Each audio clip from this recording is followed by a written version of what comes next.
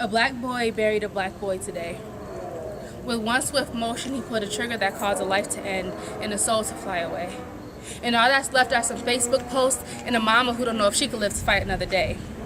Do you feel like God knowing that you broke so many hearts, and even when they finally find a way to stitch themselves back together, there will always be a missing part? Or knowing that a mother had to watch her child bleed out the same way Mary did as they crucified Jesus for other people's sins, and as she mourns until mourning a pain caused by you, she wonders if his last words were, "Forgive them, Father, for they know not what they do." As she cries for her stolen son, snatched away from his body before his life had fully begun, her tears that are rooted in pain nourish the soil that feed the trees that bear the fruit used to feed the man who killed him in the first place. She remembers the lessons she taught him, how she reminded him that he was free, be a man, stand up straight. Trapped in a role she was never prepared to play, she knows why the caged bird sings. A black mama buried her black boy today. A black mama's life has forever been changed, so I cry for her in case the tears are all dried up by the pain. Anguish will do that to you. Make you so sad that you forget to be sad. Always living with the fact that your own flesh and blood is now gone at the hands of another man. Where they do that at? Who told the black boy disguised as a man that he was a man if he took that strap? And does the black boy disguised as a man know that when you kill a man, you can't take that back? It may not matter to him, because his mother can look in his face, thanking God for his grace, never choosing to acknowledge the fact that another family is now empty at the hands of her boy, her black boy who decided that he holds life and death in the palm of his hands. And although he wasn't built for this life, he let this life build him into a robot that is heartless and fearful, always trying to prove that he is fearless. A black boy buried a black boy today. With one swift motion, he pulled a trigger that caused a life to end and a soul to fly away. He will forever be a victim to his choices, the same way the other black boy became a victim to his bullets. Hollow bullet shells that once held a small dose of hope. Hope that our black boys could find something greater to live for and smash open windows instead of slamming and locking doors. But for now, I pray for them. And I pray for their minds. I pray that they think for a time before committing the crime. I pray the cells holding them hostage freeze them in a way, and instead of putting on for the streets, they put their love on display. And they realize that in this world, we are all we got. We get mad when others kill us, but our own violence won't stop.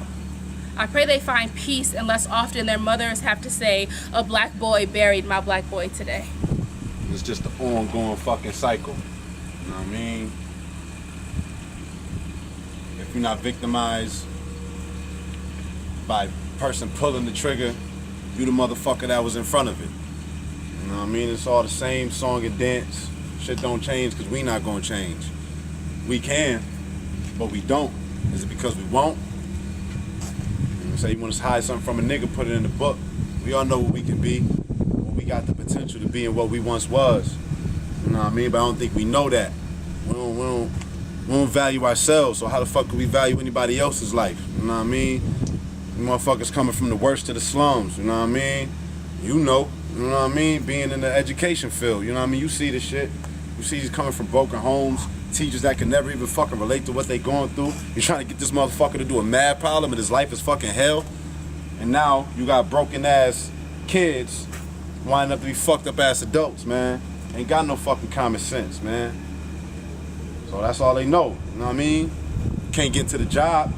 Can't get into the job world because, you know, they blackballing us on that. We got this other ball for us, though. It's an 8 ball, you know what I mean? Something cooked up in the motherfucking laboratory by one of us about 20, 30 something years ago, right after Reagan era. You know what I mean? We still got the effects of that. We got the effects of Jim Crow. We got the effects of Willie Lynch. We got the effects of being snatched off this motherfucking boat. We even got the effects of what happened in Africa. We don't know shit. All we know is that we can do better, man. We can do better, but we got to see that first. We got to see the greatness within ourselves. And then we'll see the greatness within our brother, because we know ourselves is our brother. You know what I mean? Our sister, our brother, our mother, our fathers, our daughters, our nieces, our cousins, our nephews, aunties, all of that. You know what I mean? My man Hustle said, I deal with aunties and uncles, and ain't none of them family. You know what I mean? Shit real though, man. Search within. Search within. Show me, find answers. Find how great you are. Hold on to that stitch of greatness and see it in your brother. I bet you them numbers drop. Now let's get them numbers up. This motherfucking guap. Like it or not.